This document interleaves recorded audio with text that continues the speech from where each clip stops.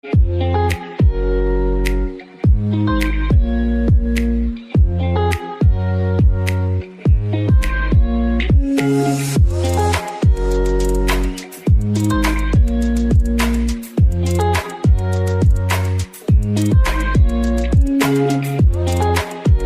Hello friends, welcome to my new video. তো আর দুদিন পরেই হচ্ছে সরস্বতী পুজো। আর সরস্বতী পুজোর আগে আজকে আমি বেরিয়ে পড়েছি আমাদের পশ্চিমবঙ্গের হুগলি জেলার মগরার উদ্দেশ্যে। তো এই মগরার সরস্বতী পুজো কিন্তু খুবই বিখ্যাত। এর আগের বছর আমি তোমাদেরকে এখানের পুজো দেখিয়েছিলাম। তো আজকে আবারও বেরিয়ে পড়েছি। আর এই মুহূর্তে আমি আছি দুর্গাপুর স্টেশনে। আর এখন সকালবেলা টাইম হচ্ছে 5:30 বাজে, মানে একদম ভোরভরই কিন্তু আমি বেরিয়ে পড়েছি। তো আমি সবার প্রথমে এই দুর্গাপুর থেকে যাব বর্ধমান, দেন বর্ধমান থেকে ট্রেন চেঞ্জ করে যাব মগরা পর্যন্ত। তো চলো সবার ফার্স্ট মগরা যাওয়া যাক, দেন তারপরে তোমাদেরকে সব কিছু দেখাবো।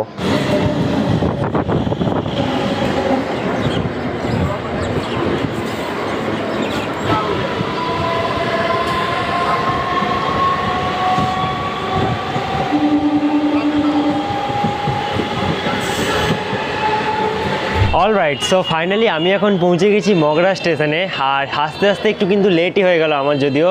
তো তোমাদেরকে বলে রাখি, তোমরা যারা মগরা আসার কথা ভাবছো তারা কিভাবে আসবে। তো তোমরা যদি হাওড়া সাইড থেকে আসো, মানে কলকাতা সাইড থেকে, তাহলে তোমরা হাওড়া টু বর্ধমান যে মেন লাইন লোকাল হয় সেই ট্রেন ধরে তোমরা মগরা চলে আসতে পারবে। আর যদি তোমরা দুর্গাপুর বা আসানসোল সাইড থেকে আসার কথা ভাবছো তাহলে কিন্তু তোমরা দুর্গাপুর থেকে প্রথমে আসতে হবে বর্ধমান, আর তারপরে তোমাদেরকে বর্ধমান থেকে হাওড়ার মেন লাইন লোকাল ধরে মগরায় নেমে যেতে হবে। তো আমি এখন মগরার 4 নম্বর যে প্ল্যাটফর্ম, তো সেই 4 নম্বর প্ল্যাটফর্ম দিয়ে বাইরের দিকে বেরোচ্ছি। আর এই 4 নম্বর প্ল্যাটফর্ম দিয়ে বেরিয়েই কিন্তু আমি ঠাকুর দেখা শুরু করব। আর তোমাদেরকেও আমি দেখাতে থাকবো যে তোমরা এই একদম স্টেশন থেকে কিভাবে সব ঠাকুরগুলো দেখবে। তো দেখতেই পাচ্ছ এই হচ্ছে 4 নম্বর প্ল্যাটফর্ম দিয়ে নামার রাস্তা। আর এদিক দিয়ে নামার পর এই যে এই সাইড দিয়ে একটা রাস্তা পেরিয়ে গেছে।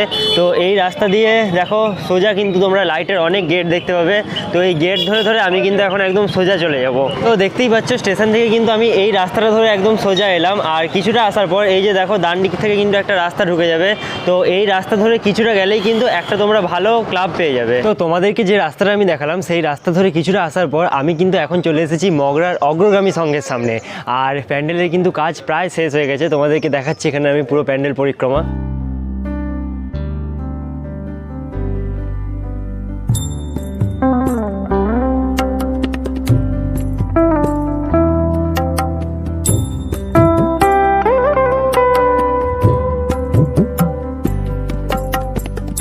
তো এখানে দেখো অগ্রগামী সংঘের কিন্তু একটা ব্যানার দেওয়া আছে। আর এখানে ব্যানারেই কিন্তু লিখে দেওয়া হয়েছে যে এবছরে কি থিম হতে চলেছে।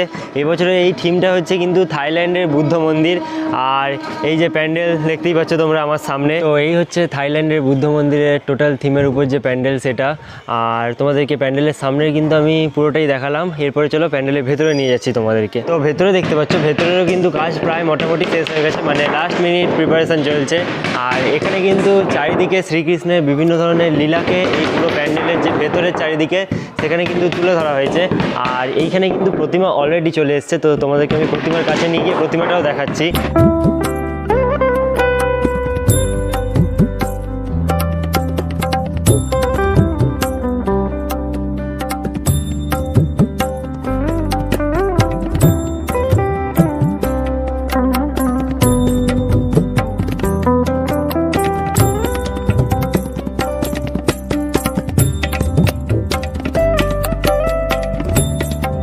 তো তোমাদেরকে আমি অগ্রগামী সংঘের প্যান্ডেলটা কিন্তু পুরো দেখালাম, আর ভেতরে কিন্তু প্রতিমাও তোমাদেরকে দেখালাম।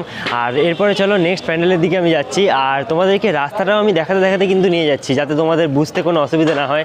আগেরবারও আমি সেম করেছিলাম, তোমাদেরকে পুরো রুট গাইডের সঙ্গেই সব ঠাকুরগুলো দেখিয়েছিলাম। তো কথা বলতে বলতে আমি কিন্তু আবার সেই যে গলিতে ঢুকেছিলাম সেই গলির একদম সামনে চলে এসেছি। তো আমি কিন্তু এই সাইডের রাস্তাটা দিয়ে অগ্রগামী সংঘের দিকে গেছিলাম। আর এরপরে আমি চলে যাব এই দিকের যে সোজা রাস্তাটা গেছে। আর সোজা রাস্তাটা কিন্তু একটা হাই রোডের সঙ্গে মিলেছে। তো সেই হাই রোডের সামনেই কিন্তু আরেকটা ঠাকুর হয়। তো দেখতে পাচ্ছ এই হচ্ছে মেন রোড। আর এই যে এই সাইডের রাস্তাটা কিন্তু স্টেশনের দিকে চলে গেছে যেদিক দিয়ে আমি এলাম। আর এই যে রোডের সামনেই একটা লাইট দেখতে পাচ্ছ। আর এই যে এইখান দিয়ে একটা রাস্তা পেরিয়ে গেছে সোজা। তো এই রাস্তা দিয়ে আমি এখন চলে যাব কিন্তু একদম সোজা। তো তোমাদেরকে আমি যে রাস্তাটা দেখালাম সেই রাস্তা ধরে কিছুটা আসার পরই এখন আমি চলে এসেছি মগরার প্রিয় সমিতির কাছে। আর আমার পিছনেই দেখতে পাচ্ছি এখানে কিন্তু প্যান্ডেল তৈরির কাজও চলছে। আর যেহেতু আমি দুদিন আগেই এসেছি তাই এখন অবধি পুরো কাজ শেষ হয়নি। তো চলো এখানে প্যান্ডেলটাও তোমাদেরকে আমি পুরো পরিক্রমা করে দেখাচ্ছি।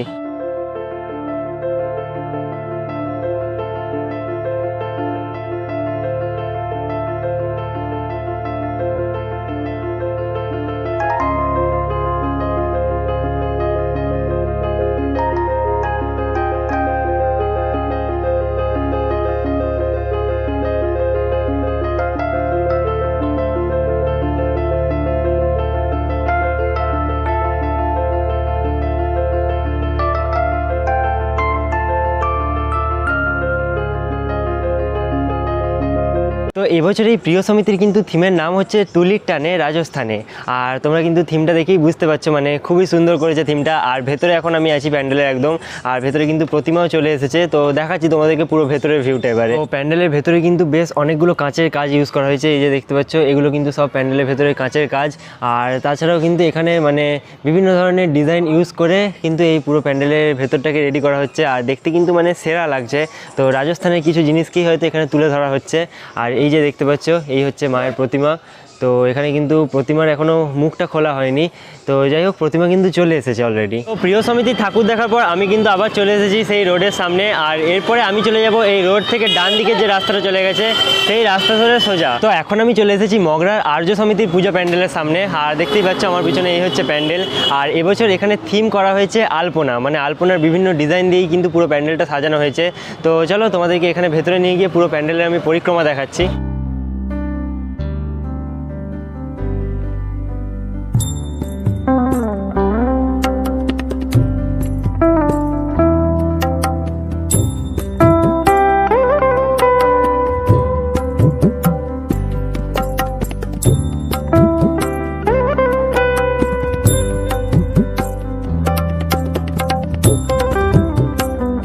দেখতে পাচ্ছ এই হচ্ছে কিন্তু আর্য সমিতি প্যান্ডেল। আর প্যান্ডেলটাকে কিন্তু মানে দারুণভাবে ডেকোরেট করা হচ্ছে। এখানে কিন্তু বিভিন্ন ধরনের ফুলের কাজ হচ্ছে। আর এখনও কিন্তু প্রতিমা আসেনি যদিও।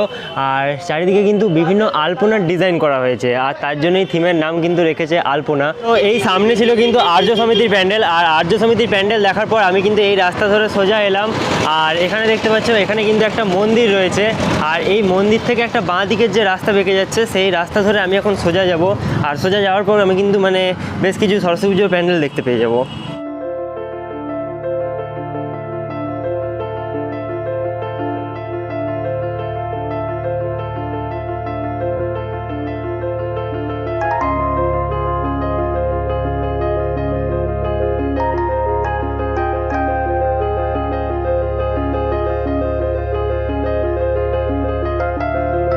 তো এখন আমি তোমাদেরকে যে প্যান্ডেলটা দেখাচ্ছি সেটা হচ্ছে মগরা চণ্ডীতলা অগ্রগামী সংঘের।